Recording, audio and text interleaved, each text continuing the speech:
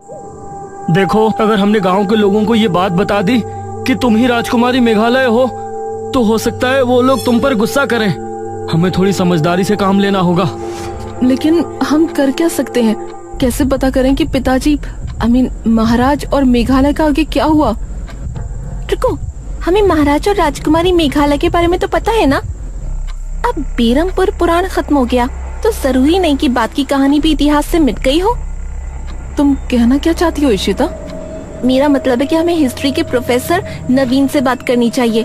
उन्होंने इतिहास की हर तरह की अजीब से अजीब और पुरानी से पुरानी कथाओं घटनाओं के बारे में पढ़ने का शौक है। हो सकता है उन्होंने राजकुमारी मेघालय और महाराज विश्वजीत के बारे में भी पढ़ा हो। हाँ, सही कहा। हम लोग कल ही उनसे मिलने चलते हैं। अगली सुबह ये तीनों बिना किसी को बताए गांव से निकल गए। मेघना अनुज की बराबर में बैठी थी और इशिता पीछे थी। वैसे अनुज, एक बात पूछूं? हाँ बोलो। मैं तो मेघना की बेस्ट फ्रेंड हूँ, लेकिन तुम मेघना के लिए इतना क्यों फील कर रहे हो, जो उसकी हेल्प करने के लिए हमेशा तैयार रहते हो? इस पर मेघना ने इशिता की तरफ देखा। इशिता, मैं इस टाइम बहुत सीरियस हूँ। तुम प्लीज ऐसी कोई बात मत करो। मुझे अपने ऊपर इतनी गिल्टी फील हो रही है कि मैं ही जानती हूँ। बेरमपुर से 2 घंटे का सफर तय करके ये सभी प्रोफेसर नवीन के घर पहुंचे।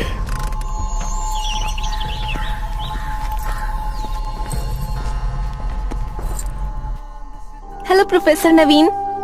हेलो इशिता, कैसे हो? ठीक हूँ प्रोफेसर। ये मेरी फ्रेंड है मेघना और ये अनुज। कहो, कोई परेशानी? प्रोफेसर, हमें आपकी थोड़ी मदद चाहिए थी। सन 1600 में मध्य प्रदेश में राजा विश्वजीत का शासन था, जिनकी एक राजकुमारी भी थी, मेघालय। क्या आपने उनके बारे में कुछ पढ़ा है? विश्वजीत और राजकुमारी मेघालय? प्रोफेसर कुछ देर तक सोचे और फिर बोले, नहीं, इनके बारे में तो मैंने कभी नहीं पढ़ा। ओह नो, अब क्या करें? वैसे तुमको इनके बारे में क्या जानना है? कौन थे ये दोनों? प्रोफेसर, बेरमपुर गांव में महाराज विश्वजीत और उनकी राजकुमारी मेघालय का शासन था। उन्होंने अपने राज्य के लोगों की जान बचाने के लिए अपने राज्य को ही छोड़ दिया था, और उसके बाद उन दोनों का क्या हुआ ये किसी को पता नहीं चला। हाँ, और हमें यही जानना है कि अपने राज्य से निकलने के बाद उन दोनों का क्या हुआ। ओह, राजा विश्वजीत, याद आया। मैंने इनके बारे में रहस्यमयी घटनाओं की किताब पढ़ा है। रहस्यमयी घटना? हाँ, रुको, मैं उसे लेकर आता हूँ। प्रोफेसर ने एक किताब निकाली और कुछ पन्ने पलटने के बाद उन्होंने इशिता के सामने किताब रख दी।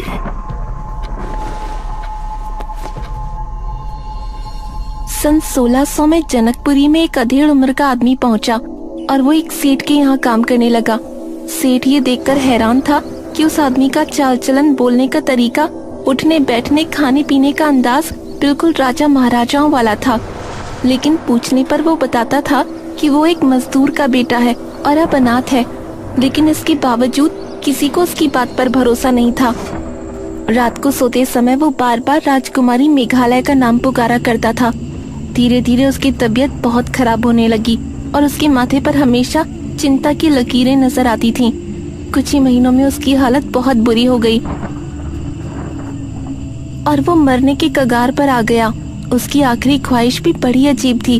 उसने कहा कि उसे मरने के बाद उसका अंतिम संस्कार न किया जाए, बल्कि उसकी लाश को बेरमपुर गांव पहुंचा दिया जाए। लेकिन उस समय जनकपुर और बेरमपुर के बीच कहासुनी चल रही थी, इसलिए उस सेठ ने उसकी लाश को ताबूत में बंद किया और उसे जनकपुरी के जंगल की गुफा में रखवा दिया। यह सुनकर मेघना की आंखों में हल्के से अश्क नजर आए। मतलब उन्होंने मरते मरते भी अपनी प्रजा की सोची? मतलब? आपका बहुत बहुत शुक्रिया प्रोफेसर, आपकी वजह से हमारी बहुत हेल्प हुई है। You are welcome. ये तीनों प्रोफेसर से विदा लेकर वहां से निकले। अब हमें जनकपुरी जाना है और उस गुफा के अंदर उस ताबूत को खोज निकालना है। लेकिन इतने सालों बाद उनकी लाश हमें मिलेगी भी कि नहीं? वो तो वहां जाकर ही पता चलेगा। ये तीनों अब वापस से बेरमपुर पहुंचे। अनुज, इशिता, मेघना, हाँ पिताजी। तुम तीनों कहाँ से आ रहे हो? वो पिताजी, ये सब देखने जानने के बाद हम तीनों को काफी डर लग रहा था, तो हमने सोचा थोड़ा घूम कर आते हैं। ठीक है, लेकिन अभी भी निशिर मोलो से हम आजाद नहीं हैं। रात में कोई कहीं नहीं जाएगा, ठीक है? जी पिताजी। ये तीनों घर के अंदर पहुंचे और अनुज इनके साथ कमरे में गया। हम लोग शाम को 5 बजे यहाँ से निकलेंगे, ठीक है? लेकिन किसी ने देख लिया तो?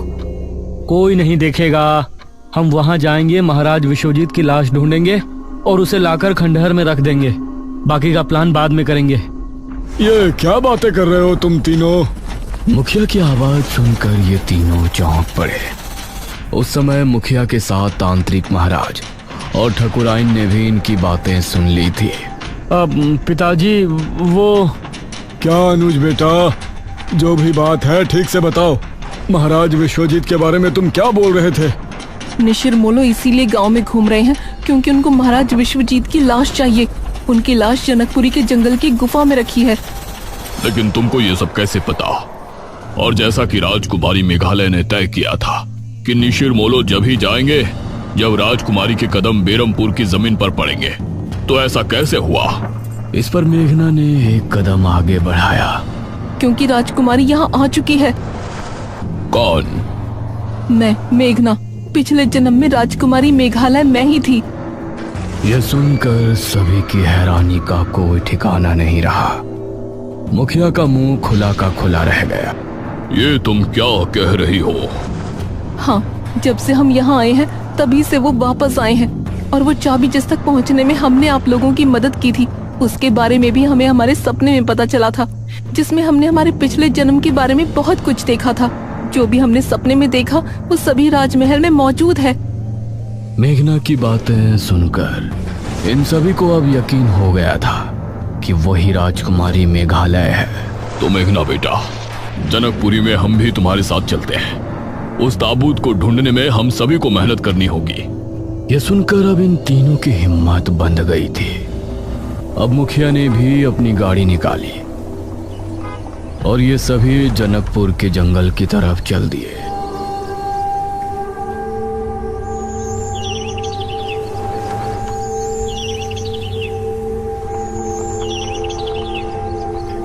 वो रही गुफा।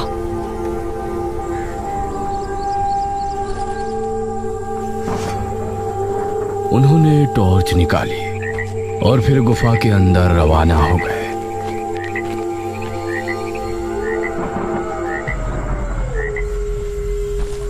जैसे ही मेघना ने गुफा के अंदर कदम रखा तो जमीन अजीब तरह से हिली। अरे ये क्या?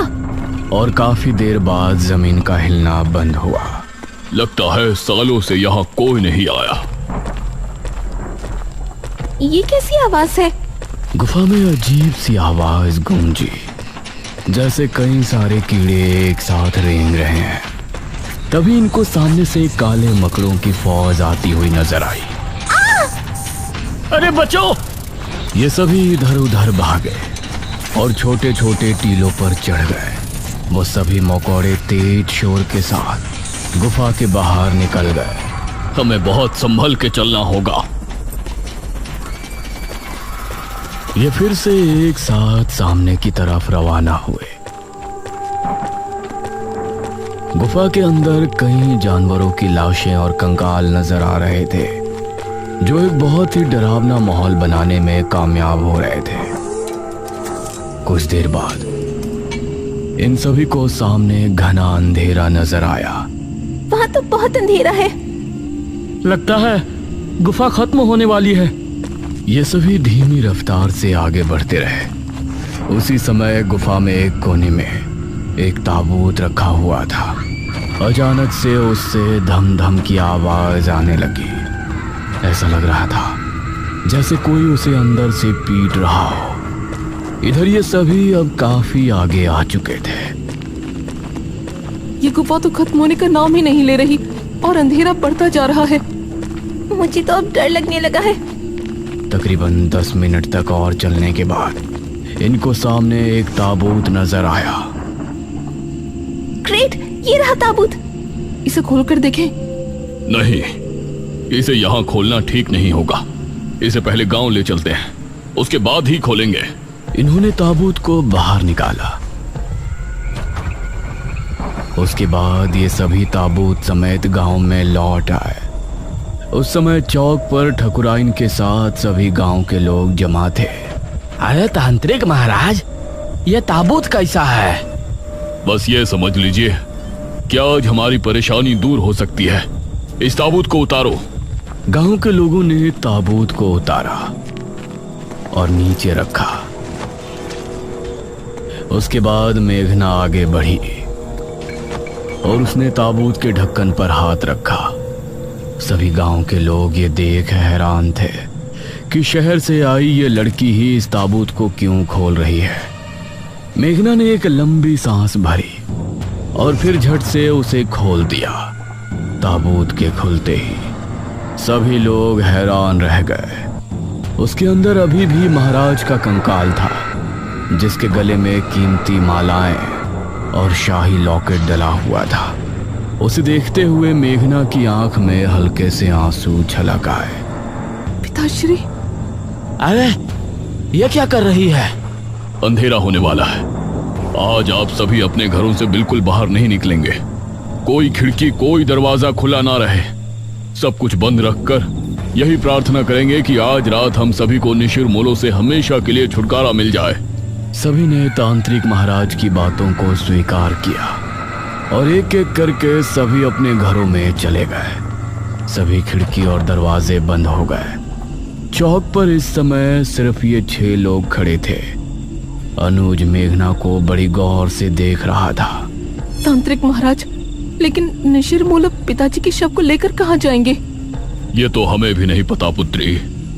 अगर तुमको ये करने में दुख हो रहा है तो तुम यहाँ से जा सकती हो। हम लोग जिस तरह से 400 साल पहले जी रहे थे, फिर से वैसे ही जी लेंगे। नहीं, हमने उस जन्म में भी अपनी प्रजा की सोची थी। इस जन्म में भी हम आप सभी को निशिर मोलो से आजाद करवा कर ही दम लेंगे।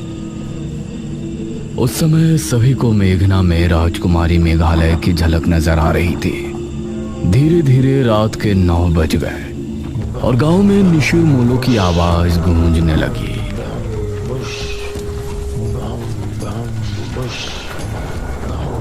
उनकी आवाज सुनकर अपने घरों में बैठे सभी गांव के लोग डर गए और सभी हाथ जोड़कर निशिर मोलो से बचने के लिए प्रार्थना करने लगे। वो अपने भारी कदमों के साथ आगे बढ़ रहे थे और तलाश में थे कि उन्हें कोई नजर आए और वो कब उसे उठाकर साथ ले जाए। मेघना कुएं के पास खड़ी थी। अब मुखिया और बाकी सभी कोठी के अंदर बैठे मेघना को देख रहे थे। तांत्रिक महाराज, निशिर मोलो मेघना को साथ तो नहीं ले जाएंगे ना? नहीं बेटा, ऐसा मत बोलो। निशिर मोलो अपनी मध्यम चाल चलते हुए कुएं की तरफ बढ़ रहे थे। जैसे ही उनको सामने मेघना नजर आई तो उनकी आंखें और तेज चमकने लगी। उन्होंने रुककर मेघना को देखा और फिर ताबूत खुलने लगा। उसके अंदर से सुनहरी रोशनी निकलने लगी और मेघना उसकी तरफ खींचने लगी। नहीं, हमें मत ले जाइए। निशिर मोलो की आंखें गुस्से से और लाल हो गई थी और मेघना ताबूत की तरफ खींची जा रही थी। नहीं मेघना! अनुज जल्दी से बाहर की तरफ भागा। इस तरफ मेघना ताबूत तक पहुंचने ही वाली थी, तभी हम राजकुमारी मेघालय हैं। राजकुमारी मेघालय! इतना कहते ही उन चारों ने एक दूसरे की तरफ देखा और फिर ताबूत के अंदर से उस रोशनी का निकलना बंद हो गया और ताबूत वापस बंद हो गया। हम जानते हैं हमने आने में देरी कर दी, लेकिन जैसा हमने वादा किया था, हम अपने पिताश्री महाराज विश्वजीत की लाश लेकर आपके सामने प्रस्तुत हैं। मेघना, तुम ठीक हो? इस समय निशिर मोलो ने अनुज पर ध्यान नहीं दिया और वो सभी एक साथ बोले, कहाँ है वो दुष्ट राजा विश्वजीत? उसके इतना कहते ही मेघना और अनुज ने मिलकर सामने रखे ताबूत से कपड़ा हटा दिया और उसे खोल दिया। उसके अंदर पड़े कंकाल को देखकर निशिर मोलो जोर से हुंकार भरने लगे। वो ताबूत के पास आकर रुके। उसका ताबूत खुला और रोशनी निकली। महाराज का कंकाल उस ताबूत से निकलकर उनके ताबूत में आ गया और फिर वो चारों वही आवाज करते हुए वहां से कब्रिस्तान की तरफ चल दिए।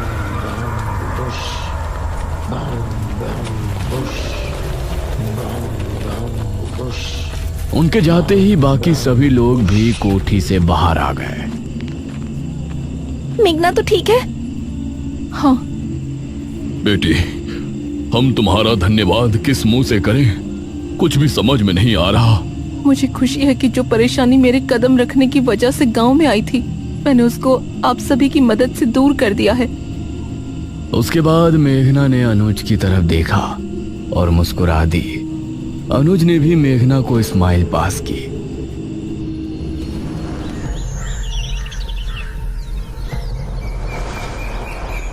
अगली सुबह मेघना और इशिता गांव की सरहद पर पहुंची थी और सभी उनको छोड़ने के लिए वहां जमा थे।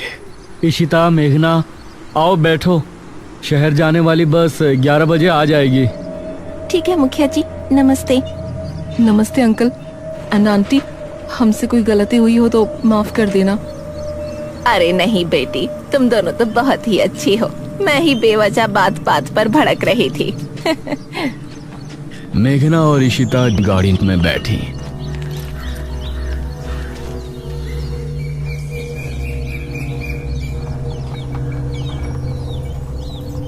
अनुज, निशिरमोलो जब हमें ले जा रहे थे तो तुम बिना कुछ सोचे क्यों बाहर भाग आए? वो तुमको साथ ले जाते तो?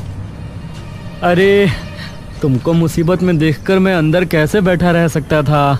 हाँ, इसकी तो अंदर ही अंदर कुल्फी जम रही थी। तांत्रिक महाराज, निशिरमोलो मेघना को साथ तो नहीं ले जाएंगे ना? बस बस, इतना भी मत हंसो।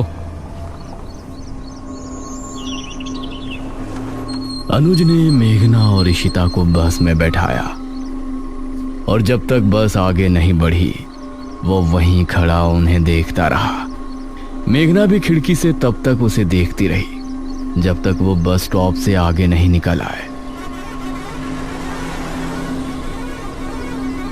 काश ये गांव में जल्दी वापस आए। वैसे राजकुमारी मेघालय, आपने मृत्युंजय अमृत का सैंपल इसीलिए लिया है ना कि गांव में वापस जल्दी आ सको? इस पर मेघना मुस्कुराई। अवश्य आएंगे सखी।